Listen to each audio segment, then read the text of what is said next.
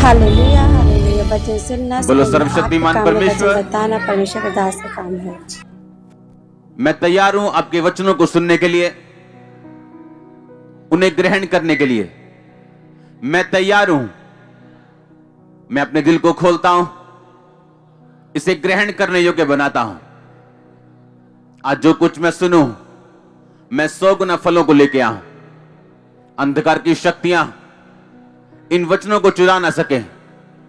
आज जितने काम मैं आपके देखूं, मैं उन्हें स्वीकार करूं। प्रभु यीशु मसीह के सामर्थ्य नाम में हम मांगते हैं, आमीन। ऊंचा आशीष ऊंचे तारीफ करो, जोर से जोर से जोर से। स्वागत है जीवित परमेश्वर की जीवित हजूरी में, आमीन। बैठ जाओ अपने शरीर में। पिछले हफ्तों में हमने सुना गैर भाषा के विषय में कि गैर भाषा हमारे लिए हथियार है। बोलो अपने पड़ोसी को, गैर भाषा एक हथियार है, क्योंकि परमेश्वर ने तुम्हें बिना हथियारों के नहीं छोड़ा। तुम एक युद्ध में हो। तुम्हारा युद्ध शैतान के साथ, अंधकार की शक्तियों के साथ। अगर तुम उनको हराना चाहते हो तो तुम्हें आत्मिक हथियारों की जरूरत है, और गैर भाषा तुम्हारा आत्मिक हथियार है। क्या है गैर भाषा आपका? जैसे ही आप गैर भाषा में प्रार्थना करेंगे, जो शैतान ने छीना है और जो अपना बना के बैठा है, उसे रिलीज करना होगा आपकी लाइफ के लिए। और आज से जैसे ही आप गैर भाषा में प्रार्थना करना शुरू करेंगे, शैतान आपके सामने सरेंडर करना शुरू कर देगा। मैं आपको सच कह रहा हूं, जितनी ढिठाई की आत्मा आपके फैमिली में काम कर रही है, घुटनों पे आने वाली यीशु मसीह के नाम में। आप तैयार है दूसरे हथियार के बारे में सुनने के लिए? अगर आपको इस हथियार के बारे में मालूम है कि गैर भाषा मेरे लिए एक हथियार है, यह परमेश्वर ने मुझे सिर्फ एक निशानी के रूप में नहीं दिया, परमेश्वर ने मुझे एक हथियार के रूप में दिया कि जब मैं इसे बोलूंगा, मैं परमेश्वर की भाषा बोलूंगा, वो प्रार्थना करूंगा जो पवित्र आत्मा मेरे अंदर से करना चाहता है, जिसे मैं अपने शब्दों में नहीं कर सकता। वो विषय जिसे मैं जान नहीं सकता, वो मेरे पास्टर के लिए हो सकती है, मेरे भाई के लिए हो सकती है, दूर बैठी किसी कलीसिया के लिए हो सकती है। और जैसे ही आप अपने जीवन को, अपनी लाइफ को, अपने मुंह को, अपने शरीर को परमेश्वर की आत्मा के एक मीडियम के रूप में देंगे, आप खुद भी ब्लेस होंगे। और इसीलिए पवित्र आत्मा आपके बीच से होकर प्रार्थना करता है। बाइबल कहती है वो आहें मार के हे अब्बा हे पिता कह के पिता की मर्जी के अनुसार पवित्र लोगों के लिए विनती करता है, आमीन।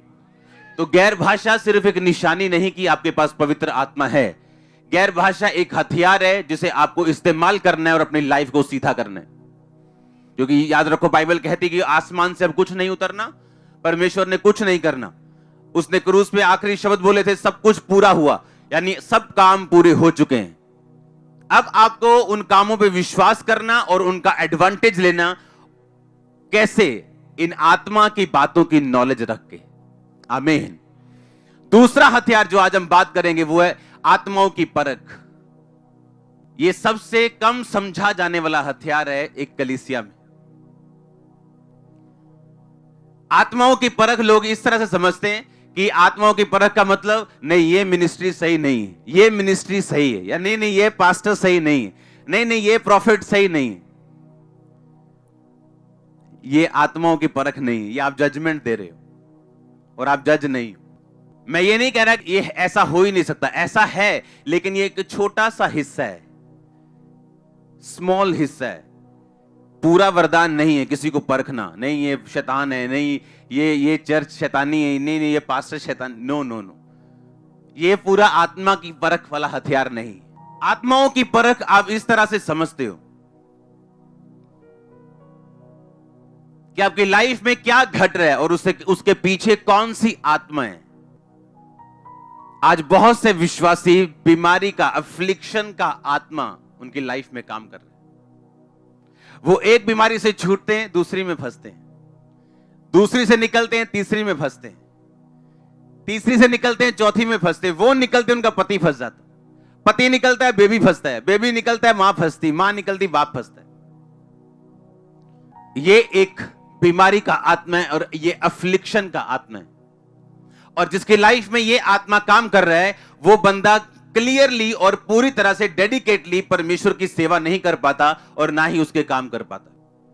आत्माओं की परख आपको इसलिए दी है कि आप अपने जीवन में होने वाली घटनाओं को, जो आपकी लाइफ में घट रहे हो रहे, आप ये परख सके कि इसके पीछे कौन सा आत्मा है, क्योंकि परमेश्वर अच्छा है और उसकी सब बातें अच्छी हैं। ये शैतान है जो बुरा है और उसको समझने की और उन आत्माओं को परखने की आपको जरूरत है। हालेलुया। बाइबल कहती है नेहेमिया ने जब फाटकों को बनाया तो एक फाटक था, घोड़ा फाटक। घोड़ा मतलब स्ट्रेंथ, फिजिकल स्ट्रेंथ, शारीरिक ताकत। और बाइबल कहती है जब घोड़ा फाटक गिरा हुआ था, जला हुआ था, टूटा हुआ था, इसका मतलब अगर आपकी फिजिकल स्ट्रेंथ कंप्लीट नहीं है तो आप परमेश्वर का काम नहीं कर सकते। और स्पिरिट ऑफ अफ्लिक्शन, ये एक बीमारी का ऐसा आत्मा है जो विश्वासियों के ऊपर अटैक कर रहा है ताकि वो सही तरीके के साथ परमेश्वर की महिमा ना कर सके। और आप परमेश्वर से विनती कर करके थक जाएंगे, कुछ नहीं होगा जब तक आप डंडा नहीं उठा लेंगे इस आत्मा के खिलाफ और इसको भगाएंगे नहीं अपनी लाइफ से। डंडे के साथ, आत्मा के साथ भगा के, इसको फास्टिंग के साथ आप इसको भगाएंगे, आपको निकालेंगे नहीं, डंडे के साथ भगाएंगे आप। आत्माओं की परख एक ऐसा हथियार है जिसे आप अगर समझ जाएं, क्योंकि अगर आपको प्रॉब्लम की समझ आ जाए तो आपका 50% हल उसी दिन हो जाता है। डॉक्टर भी तब तक दुविधा में रहता है और टेंशन में रहता है जब तक बीमारी का पता नहीं चल जाता। बीमारी कितनी भी बड़ी क्यों ना हो, टीबी क्यों ना हो, जैसे ही मालूम होता अच्छा टीबी है, डॉक्टर रिलीफ में आ जाता, उसे मालूम है कि 50% हल हो गया, बाकी 50 दवाइयों के साथ कर लेंगे। हाँ या ना? आत्माओं की परख एक ऐसा हथियार है जिसे आपने ध्यान से समझना है। आज अपने हाथों को उठा, बोलो परमेश्वर मुझे यह वरदान दे और मेरी समझ को खोल दे, प्रभु यीशु मसीह के नाम में। आमीन। ऊंचा आशीष आपकी चर्च। बीमारी का आत्मा एक ऐसा आत्मा है जो आपको आगे नहीं बढ़ने देगा, आपकी मनी वेस्ट करवाएगा, आपकी स्ट्रेंथ वेस्ट होगी, आपके विश्वास पर भी वो उंगली उठाएगा और ये परमेश्वर की ओर से नहीं। और इसीलिए परमेश्वर ने कहा मैंने तुम्हें आत्माओं की परख का वरदान दिया है और अगर तुम्हारे पास नहीं है तो तुम मुश्किल में हो। तुम्हें मालूम ही नहीं हो क्या रहा है मेरी लाइफ में। नहीं तो कुछ सिस्टर्स हस्बैंड चेंज कर करके थक जाएंगी, डाइवोर्स के बाद डाइवोर्स। उन्हें लगेगा ये शराब पीता था, नहीं ये चोर है, नहीं ये बदकार है। प्रॉब्लम ये है कि जब कर्ज आपकी लाइफ पे होगा और डाइवोर्स का आत्मा होगा तो आप कुछ नहीं कर पाओगे। अगर अच्छा हस्बैंड मिल भी गया वो भी बिगड़ जाएगा। और जिस दिन आप समझ गए कि ये एक दुष्ट आत्मा है, ये कर्ज है, ये जनरेशनल कर्ज मेरे पीछे आ रहा है, जब आप उसे प्रार्थना में बैठ के तोड़ोगे, वही शराबी सुधरा हुआ बैठेगा आपके पास। आज से कुछ महीने पहले जब मैंने मेरी वाइफ ने पासपोर्ट दिया यूके की एम्बेसी के लिए, मैंने ज्यादा गौर नहीं किया क्योंकि मैं कभी भी, हमारे लिए नॉर्मल सी चीजें हैं, और वीजा नहीं आया, रिजेक्ट हो गया। मैंने ध्यान नहीं दिया। दूसरी बार दिया कनाडा के लिए, रिजेक्ट हो गया। मेरे को बिल्कुल ध्यान नहीं, मैं अपने कामों में बिजी हूं। तीसरी बार जब रिजेक्ट हुआ, मैंने बैठ के सोचा, मैंने कहा ये क्या हो रहा है? ये पॉसिबल नहीं कि हमारे पास इतनी ब्लेसिंग्स हो। और तब होली स्पिरिट ने मुझे बताया कि ये एक स्पिरिट है। एक औरत, एक देश की जो प्रेसिडेंट था, उसकी वो बेटी बनी हुई थी, है वो उसकी पोती की उम्र की थी, और उसने अमेरिका के लिए वीजा अप्लाई किया और उस प्रेसिडेंट ने खुद लिख के दिया कि इसको वीजा, मैं बोलता हूं इसको दे दिया जाए, और उसका वीजा रिजेक्ट हुआ। वो गुस्सा कर गया, उसने अमेरिका फोन किया, अमेरिकन बड़े अधिकारियों ने लिखा इसको वीजा दिया जाए, फिर लगाया, रिजेक्ट हो गया। फिर अमेरिका के प्रेसिडेंट ने, उस समय शायद बुश था, उसने लिख के दिया, एम्बेसी वालों ने फिर भी वीजा नहीं दिया। अब इमेजिन करो। और रीजन क्या निकला कि उसकी मां ने एक वाचा बांधी थी शैतान की मूर्ति के साथ और उसको ब्लड अर्पण किया था कि मेरी ये बेटी बाहर नहीं जानी चाहिए। और जब उसके बंधन टूटे तो वो बाहर गई। मैंने इसको कहा, मैंने कहा रुक जा, अब मुझे हैंडल करने दे, अब अमेरिका का वीजा है इसके पास। आप समझ रहे कि नहीं? प्रॉब्लम यह है कि जब कोई चीज अड़ती है, हमें यह देखना है कि कौन सी आत्मा है इसके पीछे और कौन इसको ब्लॉक करने की ट्राई कर रहा है। और जब आप हर चीज को स्पिरिचुअली लेते हो, आप उसका हल कर बैठते हो। आप समझ रहे कि नहीं? शैतान यह चाहता है कि आप शर्मिंदा रहें। हां, आपका पति एक ऐसी औरत के साथ फंसा रहे जो आपसे 10 गुना कम सुंदर है, और आप सोच रहे हो मुझ में क्या कमी है। प्रॉब्लम शैतान है। और जब आप स्पिरिट को समझ जाओगे, आप घुटनों पे आओगे और उस आत्मा को डांटोगे, और आपका पति आपके आगे पीछे होगा। जब मुझे मालूम है कि ये फेलियर मेरे बाप दादाओं से मेरे पीछे आ रहा है, और आपको मालूम है ये फेलियर आपके बाप के पास था, आपके दादा गरीबी में रहे, श्रापों में रहे, और यही स्पिरिट आपके पीछे है, तो आप फिर मूर्ख हैं अगर आप भी सिगरेट बीड़ी दादा की तरह शराब पिएंगे और उन्हीं की तरह नशे करेंगे और डीजे पे नाचेंगे, तो आप उस आत्मा को इनवाइट कर रहे हो कि आप मुझे भी मार। जब आप ये समझ जाते कि मेरे साथ जो हो रहा है वो आत्मिक है, हालेलुया। आपको मैं ध्यान से समझाता हूं कि आपको फाइट करने के लिए चुना गया। अगर आप फाइट नहीं करेंगे, दूसरी बात, अपनी फाइट नहीं समझेंगे, क्योंकि मेरी फाइट अलग है, इस भाई की अलग है, इसकी अलग है, इसकी अलग है, इसकी अलग है, हर बंदे की फाइट अलग है, पर हथियार एक ही है। आमीन। दूसरा शमूएल उसके 11 बाब उसकी 1 आयत में पढ़ूंगा।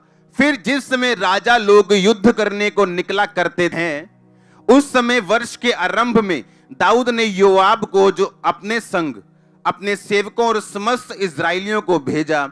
उन्होंने अम्मोनियों का नाश किया और रब्बा नगर को घेर लिया, परंतु दाऊद यरूशलेम में रह गया। ध्यान से सुनो। आप ह्यूमन है, मैं एक ह्यूमन हूं, आदमी है हम। कई बार हम आराम करते हैं, सोते हैं, खाते हैं, उठते हैं, प्रार्थना करते हैं, लेकिन शैतान ऐसा नहीं, वो 24 घंटे अलर्ट है। हां या ना? और इसलिए बाइबल कहती है जो कोई स्थिर है वो चौकस रहे, कहीं गिर ना जाए, और जो कोई गिरा हुआ है वो उठे, क्योंकि शैतान 24 घंटे आपको देख रहे हैं। क्योंकि बाइबल कहती है व्यभिचार की एक आत्मा है जो आपके पीछे रहती और आपको मालूम नहीं। अगर वो आपको अकेले में उसने आपको घेर लिया, तो आप फाइटर नहीं हो, आप वॉरियर नहीं हो, आप उसके हाथों में हो। आप जो कुछ होगा वो आपके आने वाला टाइम शैतान डिसाइड करेगा आप कहां जाएंगे। क्योंकि बाइबल कहती है जो जिससे हार जाता है उसका दास बन जाता है।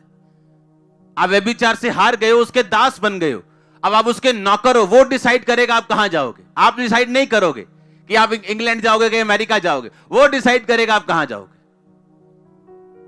बाइबल कहती है कि जिस समय राजा लोग युद्ध करने को निकलते थे, युद्ध करने का टाइम होता था। अब चाइना के कुछ हिस्सों में जो इंडिया का बॉर्डर है, वहां पे इतनी सर्दी पड़ती है, बर्फ पड़ती है कि सर्दियों में आप फाइट नहीं कर सकते उनसे। गर्मियों का वेट करना पड़ता है, मालूम है कि नहीं? यह भी एक टाइम था लिखा, जिस टाइम राजा लोग युद्ध करने के लिए निकलते थे, उस समय दाऊद ने अपने सेनापति को भेजा, जा युद्ध कर। लिखा परंतु दाऊद यरूशलेम में रह गया। लास्ट में क्या लिखा? परंतु। परंतु शब्द तब आता है जब आपने कुछ अलग काम कर दिया हो। कि मैं 10 साल से हर साल इजराइल जाता हूं, परंतु इस साल में नहीं गया। हां, परंतु तब आता है जब आपने कुछ चेंज कर दिया हो, कुछ बदल दिया हो, कुछ अलग डिसीजन लिया हो। लिखा जब सब राजा लोग युद्ध करने को जाते थे तो लिखा दाऊद यरूशलेम, परंतु दाऊद यरूशलेम में रह गया। जिस टाइम फाइट करने का टाइम था उस टाइम वो यरूशलेम में रह गया। जो लड़ने का टाइम था वो रिलैक्स करने में बिता दिया, और उसी सांझ को वो बैतशेबा को देख के पाप में फंसा और व्यभिचार में चला गया। आज कौन सी कलीसिया फंसी है? जब फाइट करने का टाइम है, जब मॉर्निंग प्रेयर करने का टाइम है, जब इवनिंग प्रेयर करने का टाइम है, आपको टीवी ने घेरा हुआ है, प्रोग्राम्स ने घेरा हुआ है, बच्चों ने घेरा हुआ है, काम ने घेरा हुआ है, और फिर आप ये डिसाइड नहीं कर सकते कि आप कहां जाएंगे, क्योंकि वो शैतान बताएगा फिर आप कहां जाएंगे। लिखा उस शाम को दाऊद अपनी छत पे टहल रहा था और उसने बैतशेबा को देखा।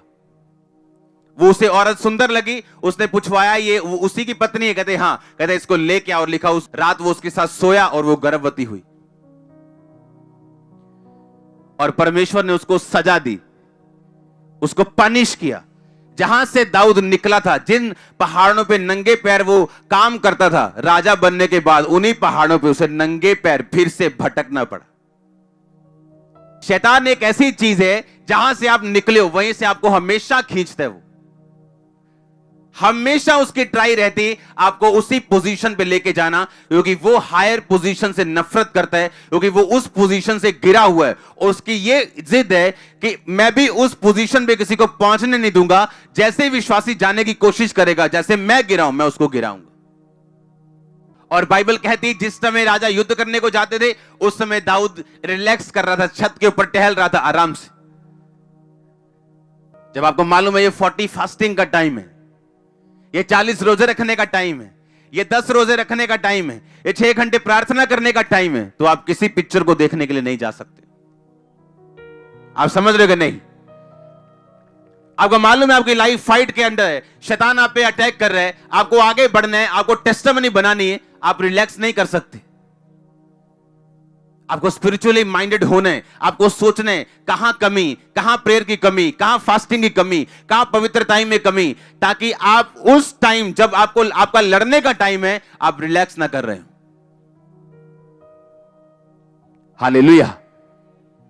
आप घूमने के लिए शिमला जा सकते हो, पर उसी टाइम आप 6 घंटे प्रार्थना में भी रह सकते हो। परमेश्वर शारीरिक आराम को मना नहीं कर रहा, वो उस रिलैक्स की बात कर रहा है जब हम परमेश्वर से ध्यान हटा के संसारिक चीजों में अपना रिलैक्स ढूंढने की कोशिश करते हैं। आपको अपनी लाइफ के लिए सीरियस होना है, क्योंकि शैतान आपके पीछे है, वो आपको देख रहा है, आपकी कमियों को देख रहा है, कहां फंस सकते हैं वो वहां देख रहा है। कुछ लोग व्यभिचार में नहीं फंसते, पैसों में फंस जाते हैं। कुछ पैसों में नहीं फंसते, व्यभिचार में फंस जाते हैं। हालेलुया।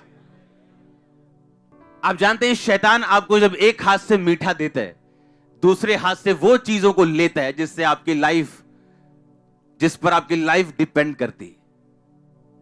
शैतान के साथ किया गया कोई भी सौदा फायदे का नहीं। 2 मिनट के लिए एंजॉय का हो सकता है, पर फायदे का नहीं। कोई भी उसके साथ सौदा घाटे का है।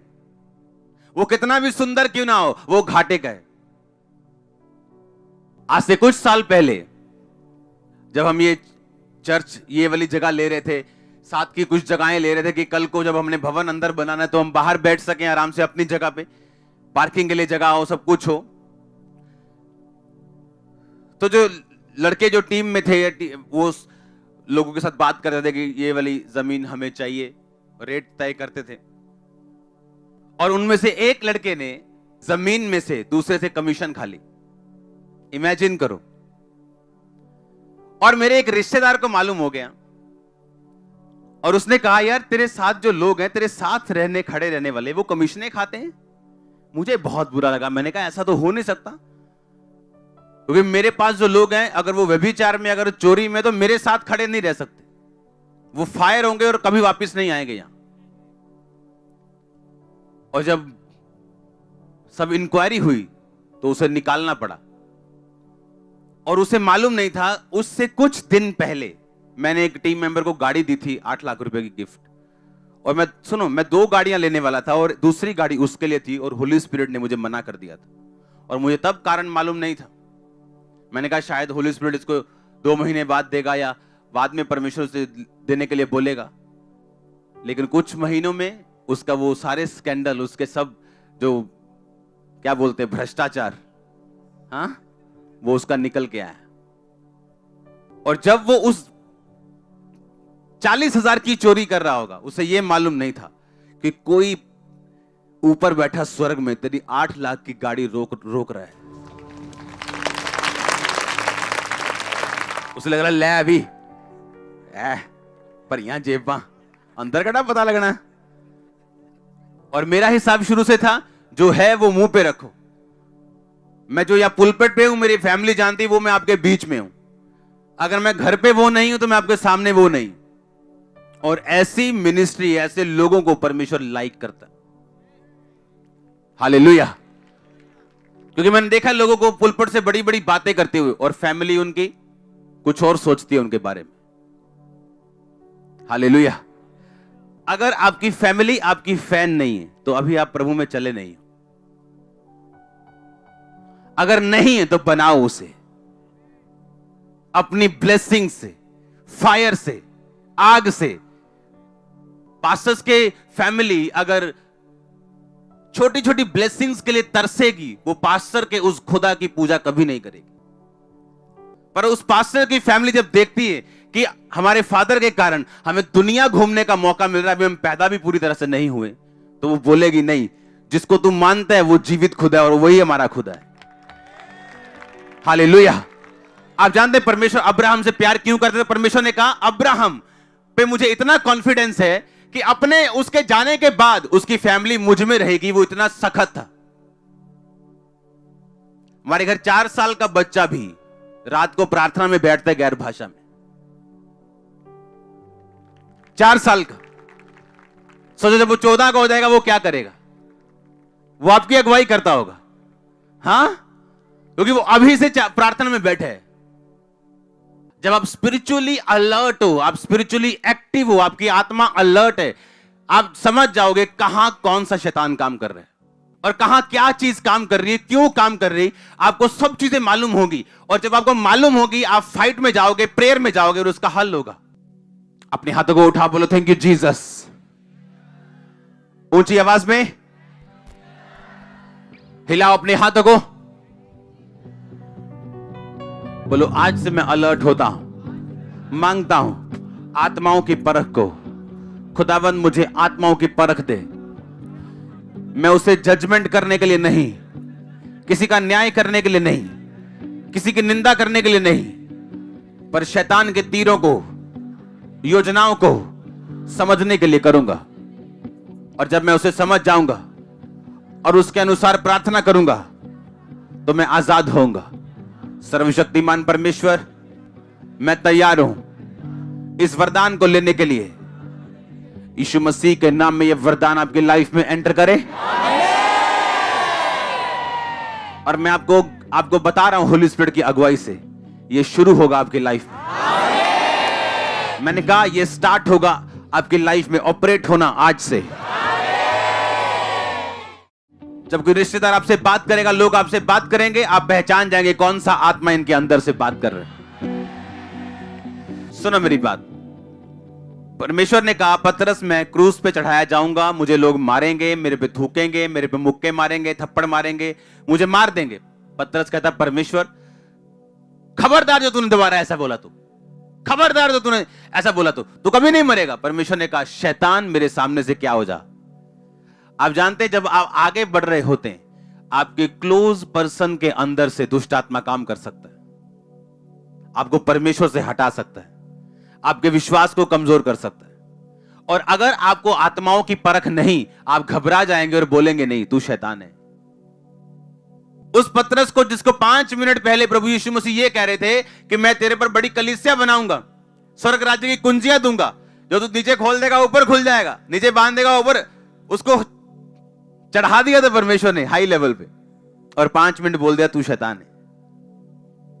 क्योंकि वो बात पतरस ने नहीं, किसने बोली थी कि तू अपना क्रूस कभी ना उठाए। क्योंकि अगर तू अपना क्रूस उठा लेगा तो मैं गया, उसे मालूम था। जब आत्माओं की परख आपके अंदर होती है, आप अपने बेटे की बात भी परखोगे, अपनी मां की बात भी परखोगे, आप हर बात को देखोगे, परखोगे, और आपको मालूम होगा कि यह बात किसने बोली। आपका रिश्तेदार बड़े प्यार से आपके साथ आ रहा है, ओए ओए ओए पोते ना थोड़ी चर्च जाईदा, आपको भी लग रहा है किन्नी भूआ मेरी किन्नी वधिया गल्लां करदी मेरे नाल। वो भूआ नहीं, वो क्या है? वो शैतान है। भूआ शैतान नहीं, लेकिन उसके पीछे क्या है। और जब आप समझ जाते हैं, आपको मालूम है कि नहीं ये मेरी भूआ नहीं बोल रही, कौन बोल रहा है? क्योंकि परमेश्वर से पीछे करने के लिए इंसान उस दुष्ट आत्मा के द्वारा प्रेरित होकर कह रहा है। हालेलुया। क्योंकि आप जब इस विश्वास की वॉक पे, फेथ पे आप चल रहे होते, तो शैतान आपको हटाने की कोशिश करता है। बाइबल कहती हनोक परमेश्वर के साथ साथ चलता रहा और एक दिन लोप हो गया, क्योंकि प्रभु ने उसे उठा लिया। और उसकी एक गवाही सुनी गई थी कि उसने परमेश्वर को खुश किया। ये आत्माओं की परख जब आपके पास होती, आप खुदा के साथ साथ चलने में आपको ये हेल्प करती। क्योंकि जब रुकावटें आएंगी, दुख और मुसीबतें आएंगी, ये परख आपको बताएगी कि आपको लगातार चलते, अड़े और खड़े रहने। आमीन। आपकी गवाही श्योर है चर्च। मैं आपको एक टेस्टिमनी के साथ ब्लेस करता हूं। आमीन छोटा है इस डिक्लेरेशन के हिसाब। हालेलुया, सबको जय मसीह। आप लोग कैसे हैं? हम आशा रखते हैं कि आप लोग अच्छे हैं। हालेलुया। परमेश्वर हमें जो कुछ दिया है उसमें हमें खुश रहना चाहिए, उसमें हमें संतुष्ट कर रहना चाहिए। लालच हमें किसी चीज़ की नहीं करना चाहिए। हालेलुया। क्योंकि परमेश्वर हमारी ज़रूरतों को जानता है कि किस समय हमें क्या चाहिए। क्योंकि प्रभु ने कहा है, यदि तुम हमारे राज्य और धर्म की खोज करे तो ये सब वस्तु तुम्हें मिल जाएंगे। हालेलुया। तो परमेश्वर के राज्य धर्म की खोज करे, प्रचार करे, परमेश्वर सब आशीष देगा। हालेलुया। आमीन।